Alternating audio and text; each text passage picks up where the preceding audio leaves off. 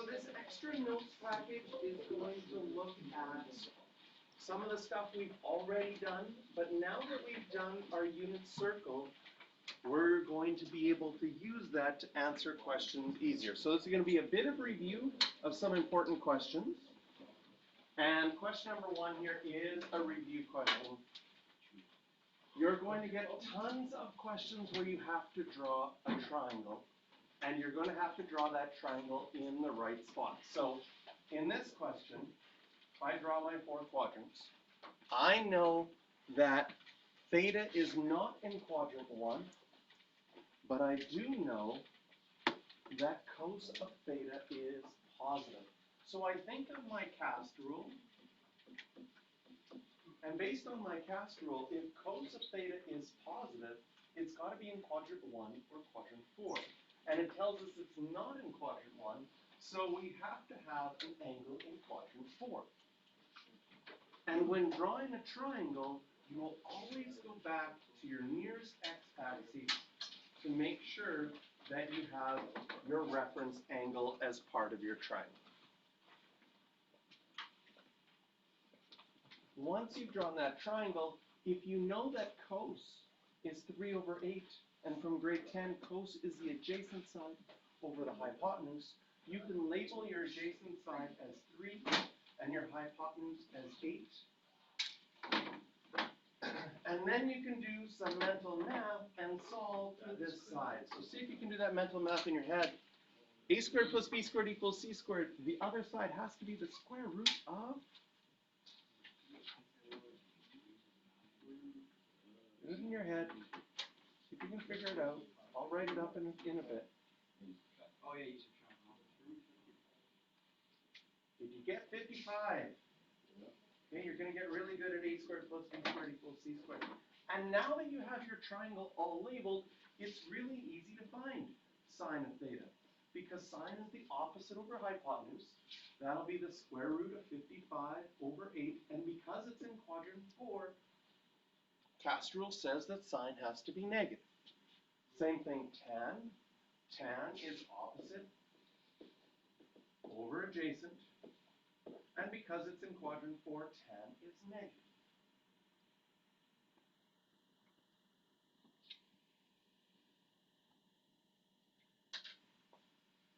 So we draw our triangle, always back to the nearest x-axis. We use our reference angle. Our reference angle tells us which is the opposite, which is the adjacent.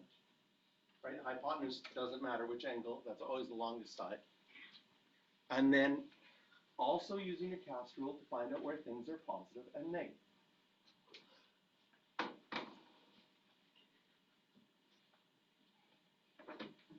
This is a good question. Question, is this point on the unit circle? The number 1 answer initially is students say no, because I just made my unit circle. And I looked on my unit circle at the points that I have, and this one isn't listed. However, your unit circle has an infinite amount of points. We didn't list them all. We just did certain ones that we could do without a calculator. But there's a ton of other points. How do we know for sure that this one isn't on the unit circle? Okay?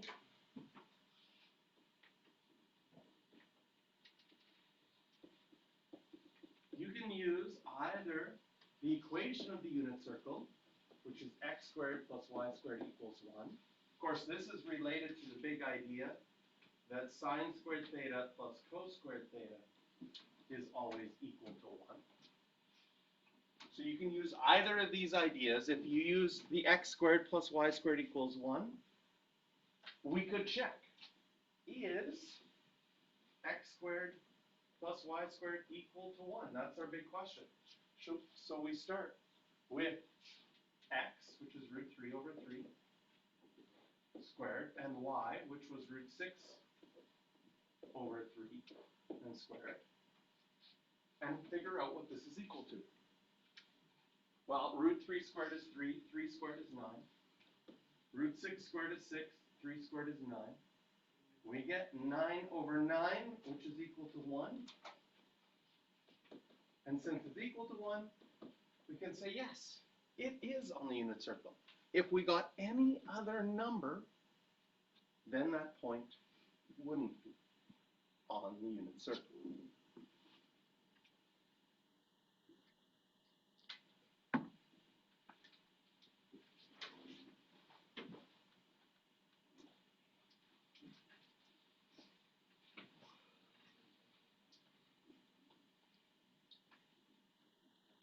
So if negative 12 over 13 comma y is a point on the unit circle in quadrant 3, find y. Okay, here, and this is where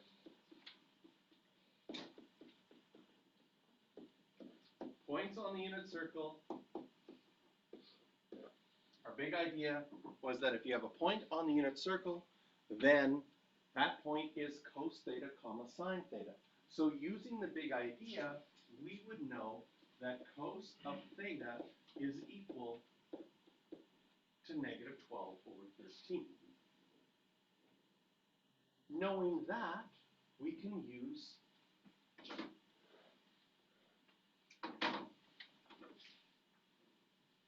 our triangle method. We know it's in quadrant 3.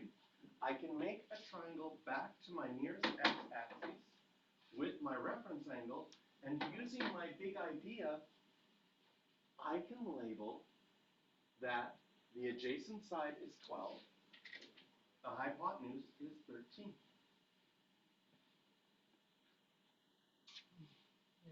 Ooh, a little bit higher numbers, but a squared plus b squared equals c squared.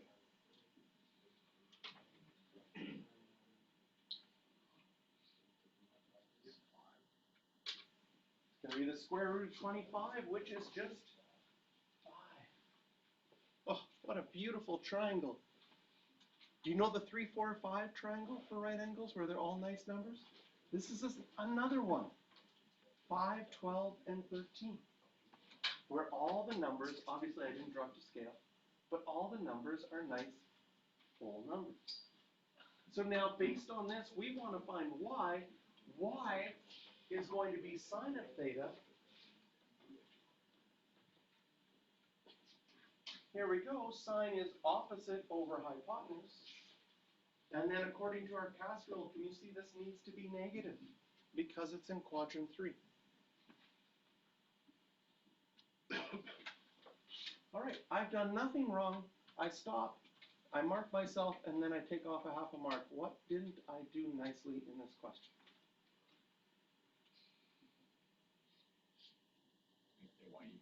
I need to, it says find y, right? The question says find y, so your final thing should be, right? You need to make sure that your final answer answers what the question is asking. Put a circle around it. I need to find y. Y is equal to negative 5 over 13. Okay? Now sometimes this same question can be done in different ways. I find this way, drawing the triangle with whole numbers, the easiest. Okay? But there are sometimes people who do this. This is perfectly fine as well. They draw the same triangle, but because it's a unit circle, they make that 1. And they know their x coordinates, so they make this 12 over 13. Okay? And then they use x squared plus y squared equals 1 because that's the equation of the unit circle. That's perfectly fine. The problem I see with this second method, when I make this 1 and this 12 over 13, then you're dealing with a lot of fractions.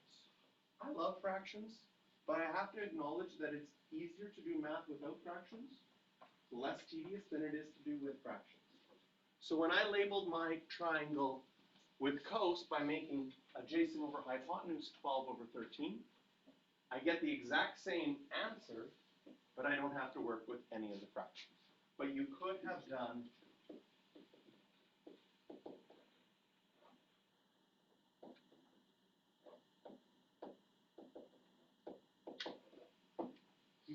this as well. And you would have got y squared equals 25 over 169. When you square root both sides, you have to remember plus or minus. And then you would have to base it on your quadrant, realize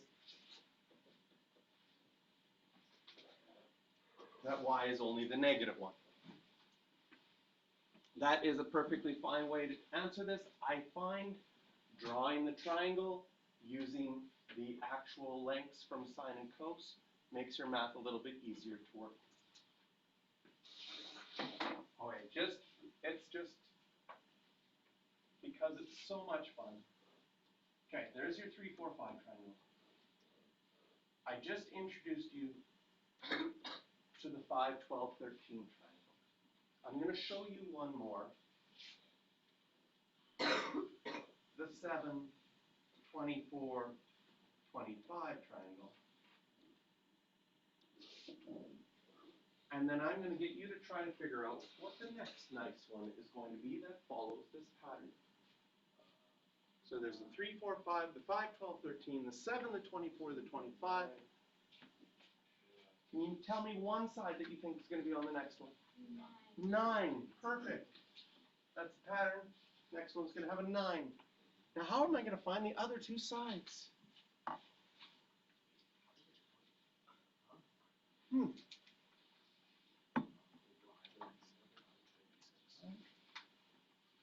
then we're going to try to figure out the 11 one. Oh, a squared plus b squared equals c squared. You can check it. 7 squared is 49. 24 squared is 576. 49 plus 576 is 625, which is 25 times 25. It works.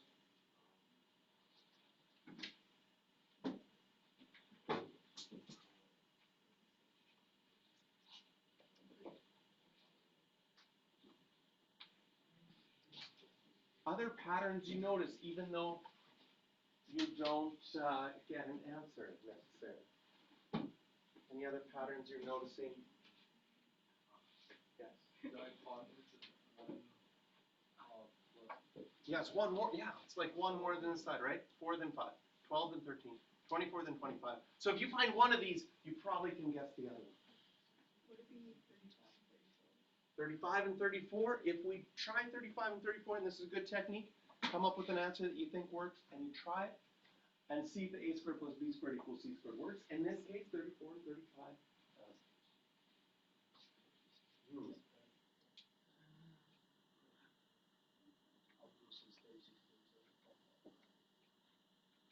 No, it's not 36 and 37 either.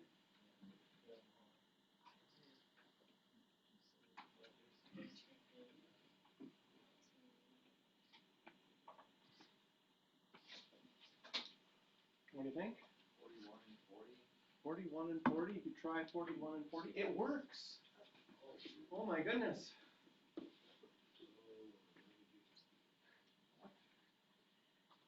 What pattern did you come up with? From like the top one to the second one, like 5 to 13 goes up by 8, and then 13 to 25 goes up by 12, so it was like a 4 number increase. So then I increased it by another 4, so it went up by 16. Oh. So using that pattern, what would you say the next two would be? 61 and 60. And that works too. Okay? 61 and 60. If you do 11 squared plus 60 squared, you will get 61 squared. Okay? However, that pattern is great, but if I skip a bunch, that pattern works if you want to find the next one, but if I skip a bunch, there might be another way that we could figure this out. Okay? I'm going to show you a secondary way that also works. This pattern's great. This pattern helps you find out the next one. But the secondary way, I'm going to take this side, which is 3. I'm going to square 3, and I'm going to write 9 for this one. And I'm going to take this side 5. I'm going to square 5. I'm going to write 25. Square 7, 49. Square 9, 81. Square 25 and write 625. Can you tell me what sides go with the 25 one?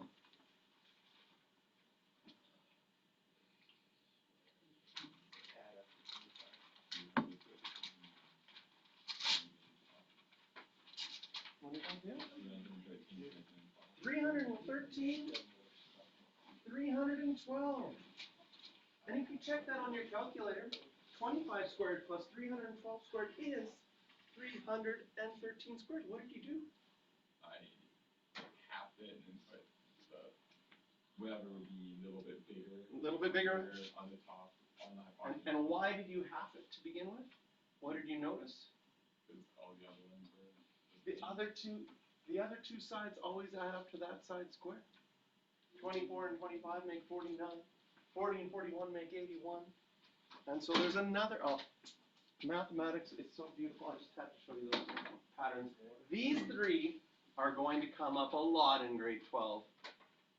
Math teachers like using the ones with nice numbers. So you'll see the 5, 12, 13, the 3, 4, 5.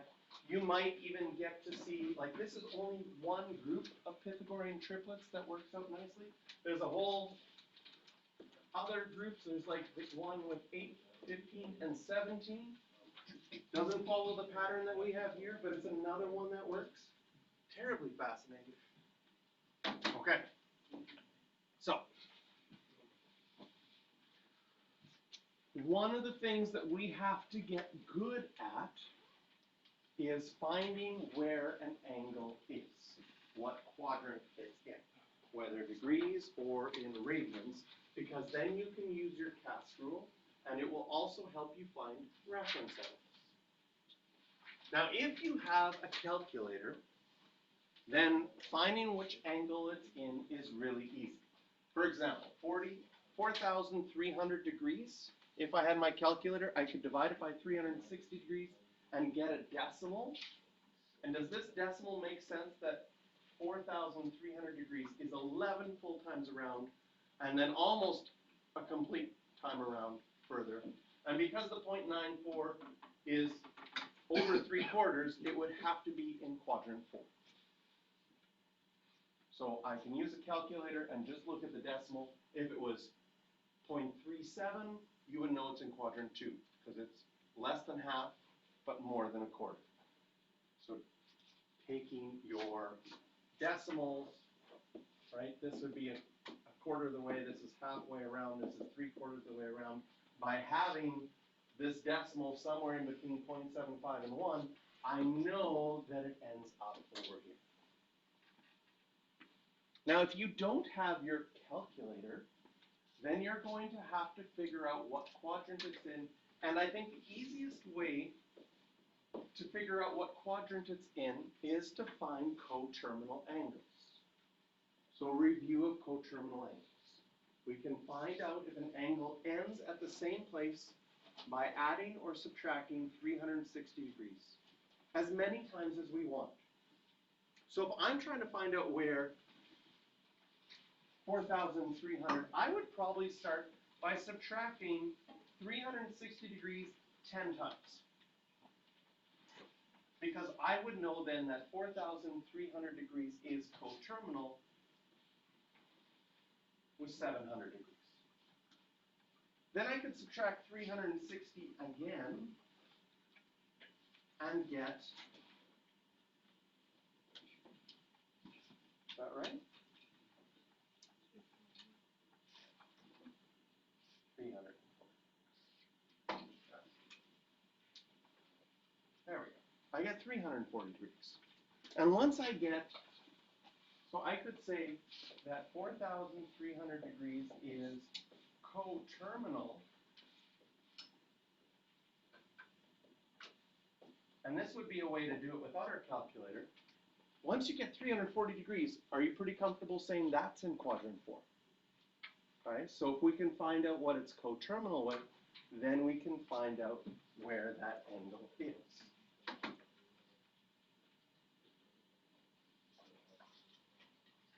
So again, with your calculator, the decimals tell you.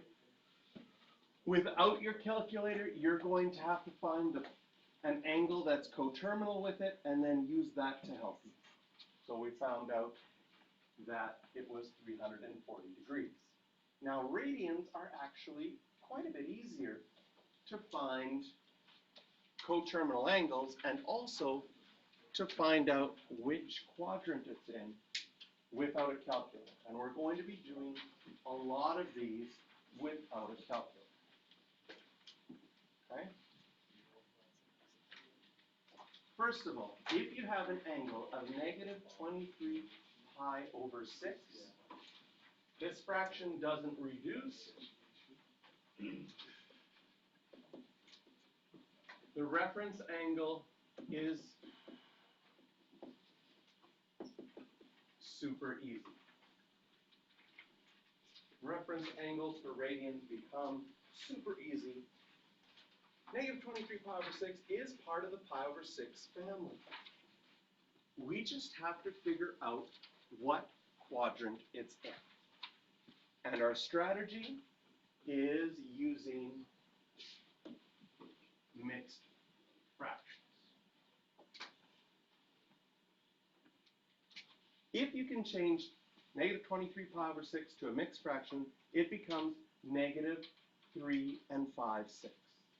So that means if I write it with pi, that negative, well, that's yellow. Negative 23 pi over 6 is the same as negative 3 and 5/6 pi. And what we're doing by changing it to a mixed fraction is we're going to use pi as a way of counting. Pi radians is 3.14 radians, 180 degrees, is halfway around your unit circle. So if I wanted to travel negative 3 pi, does it make sense that this would be negative 1 pi, halfway around? All the way around would be negative 2 pi. Another halfway around would be negative 3 pi. So the negative 3 tells me I am going to be on my negative x-axis when I get to negative 3 pi. I still have to go 5/6 more.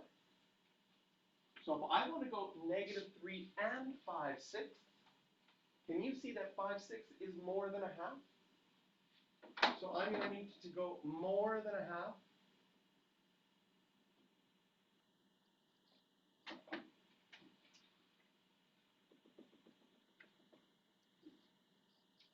And I will end in quadrant 1.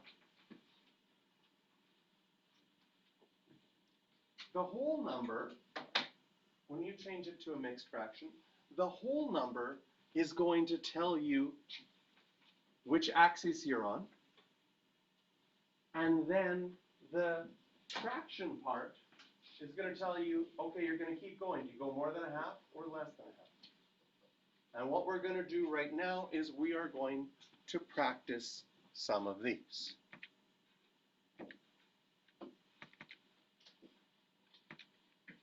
There we go. I'm going to give you this paper.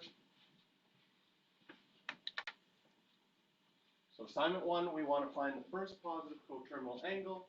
Assignment 2, we either want to write the coordinates on the unit circle for that angle, or actually answer it, because after that they say, like, what is cos of blah, blah, blah? You're going to look at your unit circle and say what the x coordinate is for cos. So let's do a couple of these together. So if we started off with 13 pi over 6.